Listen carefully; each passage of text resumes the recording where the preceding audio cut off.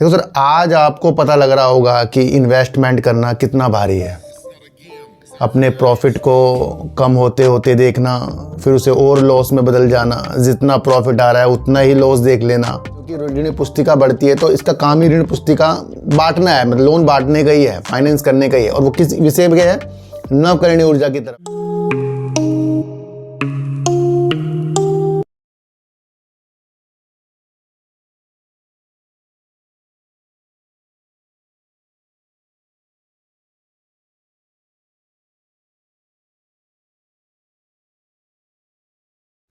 नमस्कार, मैं स्वागत करता हूं आपका अपने ही चैनल पर जिसका नाम है सार्थक बाजार से। आज बात करेंगे अडानी ग्रीन एनर्जी ने बाजार बंद होने के बाद क्या अपडेट दिया, उसके बारे में बातचीत करेंगे।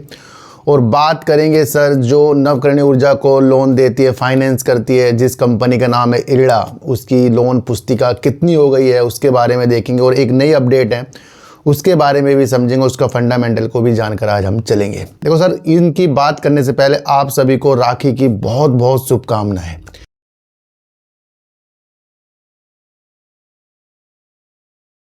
देखो सर, आज आपको पता लग रहा होगा कि इन्वेस्टमेंट करना कितना भारी है। अपने प्रॉफिट को कम होते होते देखना, फिर उसे और लॉस में बदल जाना, जितना प्रॉफिट आ रहा है उतना ही लॉस देख लेना। पता लग रहा होगा कि ये जो नीतियां हैं बाज़ार की, ये कितनी हावी हैं और कितनी गंभीर हैं, और कितनी इसके अंदर हमें धैर्यता की स्थितियां चाहिए। कितने भी मल्टीबैगर शेयर मैं आपको पहले भी बता कर गया हूँ, इन स्थितियों से गुजरते हैं, है ना। जो भी बड़े आदमी बने हैं इन स्थितियों से गुजरे हैं कि उनके जो शेयर हैं प्रॉफिट में भी आए हैं, डबल भी हुए हैं, फिर कम हुए हैं, फिर और कम हुए हैं। ये निरंतर चीज़ों को साथ चलता है, पर वो पकड़ते हैं कंपनी का वर्क और कंपनी की स्थिति समझते हैं कि उसके अंदर जो विस्तार की योजना है वो आज और कल के लिए है नहीं। यहाँ पर जो नीतियाँ गिरावट की हैं, कल भी मैंने आपको बताया, ट्रम्प की नीतियों के साथ हैं, और आगे की नीतियाँ भी आपको समझकर चलनी पड़ेगी कि क्या स्थितियाँ आगे हो सकती हैं, है ना। तो आपका विषय इन्वेस्टमेंट का है तो बड़ा गंभीर विषय है, क्योंकि रोज़ का काम करना तो उसी टाइम चीज़ें समाप्त हो जाती हैं, पर इन्वेस्टमेंट करना बहुत बड़ी ही धैर्यता की चीज़ है। टेंशन आती है, खुशियाँ आती हैं, अलग अलग चीज़ें आती हैं, फिर वो चीज़ें आपको फिर विफलता की ओर दिखती हैं, फिर अच्छी हो जाती हैं। तो इस स्थिति को आपको बहुत ज़्यादा समझना है। इन्वेस्टमेंट बच्चों का खेल नहीं है, इन्वेस्टमेंट सबसे भारी गेम है। क्योंकि इन्वेस्टमेंट लगता बड़ा आसान है कि भैया अगर मैंने कोई शेयर 1000 ले लिए, अगर वो 5 रुपये, 10 रुपये, 20 रुपये बढ़ गया तो कितनी ज़्यादा अमाउंट को कर लेता है, ऐसे सारे लोग सोचते हैं। तो तभी तो होते हैं शेयर होल्डिंग पैटर्न में, प्रमोटर इतने हैं जी, उसमें इतने हैं, ये वो है, वो स्थितियों के साथ होता है। तो उस स्थिति को आज समझना। आज हम बात कर रहे हैं इरडा की, और इरडा के ऊपर एक न्यूज़ निकल कर आ रही है। अप्रैल जून तिमाही में इरडा की ऋण पुस्तिका 79,941 करोड़ रुपए पर पहुंच गई। सीएमडी ने हमें ये बताया। राज्य के स्वामित्व वाली इरडा की ऋण पुस्तिका वित्त वर्ष 2025-26 की पहली तिमाही में 79,941 करोड़ रुपए तक पहुंच गई है, जो 2020-21 से 29% की चक्रवृद्धि वार्षिक वृद्धि दर से बढ़ रही है। इसके अध्यक्ष और प्रबंध निदेशक प्रदीप कुमार दास ने गुरुवार को कहा। देखो, जब भी इस तरीके की कंपनियों की ऋण पुस्तिका बढ़ती है तो इसका काम ही ऋण पुस्तिका बांटना है, मतलब लोन बांटने का ही है, फाइनेंस करने का ही है। और वो किस विषय में है? नवकरणीय ऊर्जा की तरफ है। और कंपनी भैया बायोमास, एथनॉल, हाइड्रोजन के ऊपर भी कंपनी की दिशा दृष्टि ज़्यादा से ज़्यादा बढ़ती जा रही है, वो भी मैं आपको आगे आगे बताऊंगा। तो ये कंपनी जो लिस्ट हुई थी उस हिसाब से नहीं कि आपको बहुत जल्दी से अमीर करेगी, भैया ये तो समाधान निकाल रही है, समाधान निकाल रही है कि किस किस को लोन देना है। वो लोन की स्थितियाँ आपको इसकी ऋण पुस्तिका में दिख भी रही है। तो अगर इसने लोन दिया होगा, बढ़ रहा है, तो वो नवकरणीय ऊर्जा की तरफ बढ़ रहा है। इससे आपको और नवकरणीय ऊर्जा की तरफ देखने की आशा बन जाती है, चाहे वो जल विद्युत हो, चाहे वो पवन हो, सौर हो, इनकी स्थितियाँ बढ़ जाती है कि हाँ भैया कुछ चीज़ें हो रही हैं देश के अंदर। पर शेयर प्राइस गिर रहा है, उससे आपकी चीज़ें भ्रमित हो जाती हैं, उसे आपको समझ कर चलना।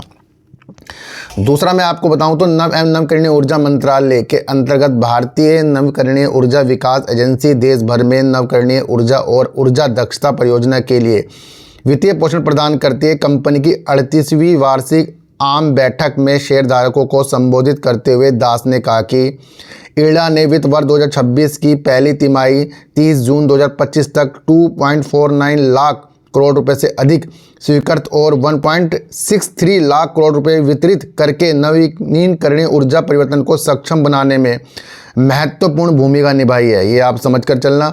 उन्होंने कहा कि वित्त वर्ष 2021 से हमारी ऋण पुस्तिका 29% चक्रवृद्धि ब्याज वार्षिक वृद्धि पर CGR से बढ़ती जा रही है। ये आप समझकर चलना। और उनकी इस स्थितियों को ये देखने जा रहा है कि परिचालन लाभ में भी इस तिमाही में करीब 49% की वार्षिक वृद्धि के साथ मजबूत गति देखी गई है। तो ये आप समझकर चलते सकते हैं। दास ने कहा कि इरडा हरित हाइड्रोजन, ई मोबिलिटी और एथेनॉल जैसी उभरते क्षेत्रों में भी विस्तार कर रही है। साथ ही सौर, पवन, जलविद्युत, बायोमास और सह उत्पादन सहित पारंपरिक नवीकरणीय ऊर्जा क्षेत्रों में कंपनी के नेटवर्क को मजबूत कर रही है।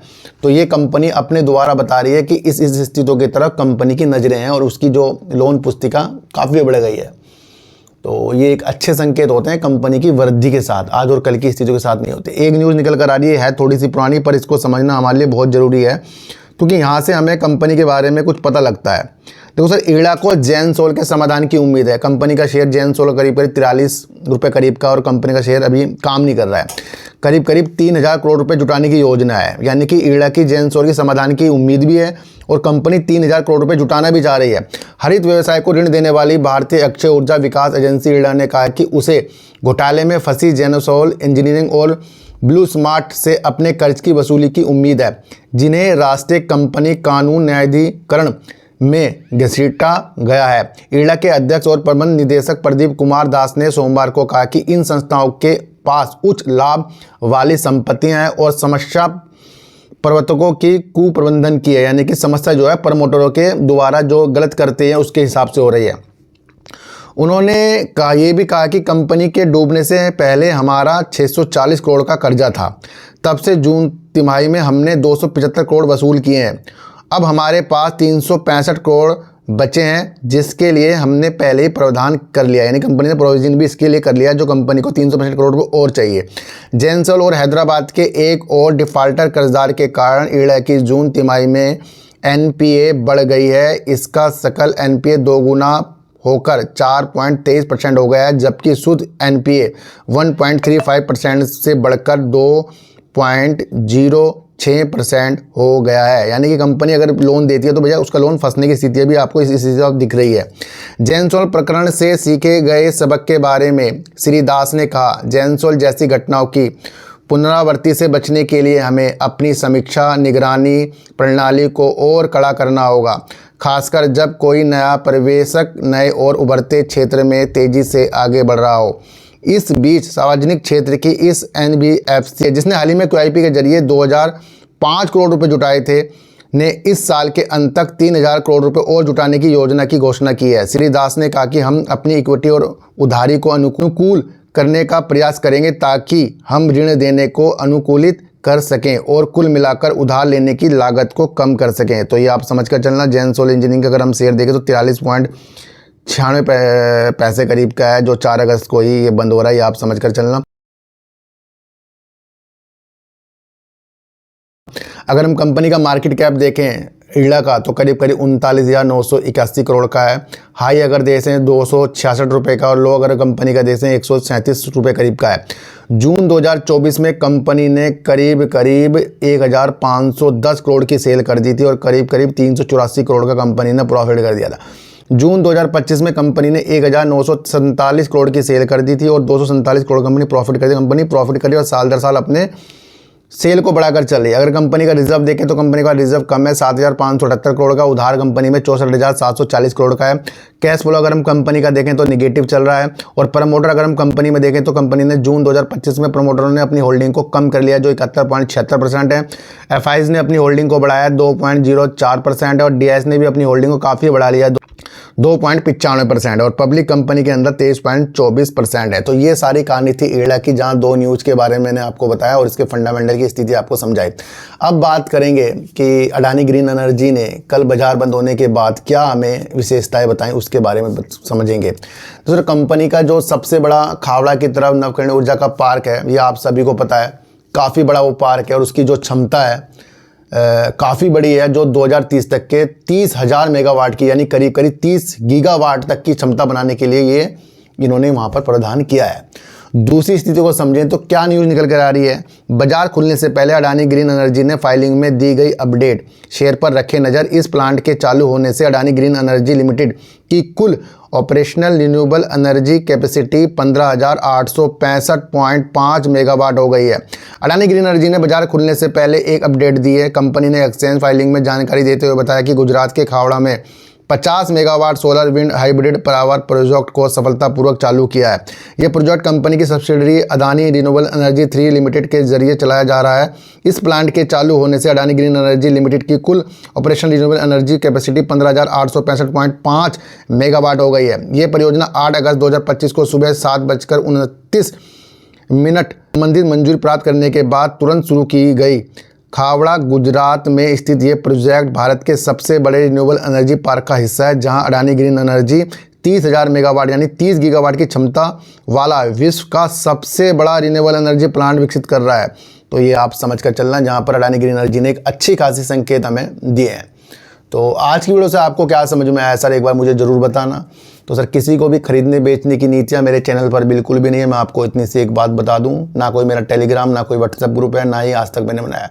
तो सर सच्ची वीडियो देखिए, अच्छी वीडियो देखिए, समझ कर देखिए। सर चींटी को आटा दीजिए, गाय को रोटी दीजिए और अपने बच्चों को ज़्यादा से ज़्यादा प्यार कीजिए, क्योंकि बच्चे ही आपकी मासूमियत से किस्मत पलटेंगे। तो फिर मिलेंगे आपसे नई वीडियो के साथ, जब तक के लिए नमस्कार।